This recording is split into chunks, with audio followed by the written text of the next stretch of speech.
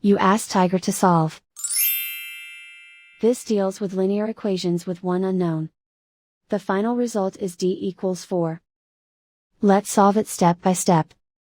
Group all d terms on the left side of the equation.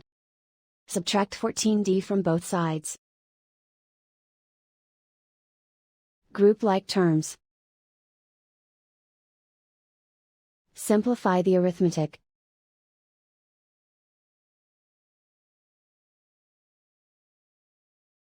Group all constants on the right side of the equation.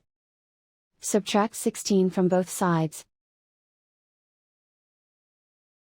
Simplify the arithmetic.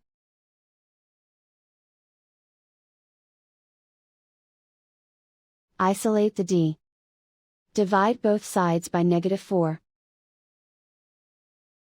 Cancel out the negatives. Simplify the fraction. Cancel out the negatives. Find the greatest common factor of the numerator and denominator. Factor out and cancel the greatest common factor. And so the final result is d equals 4.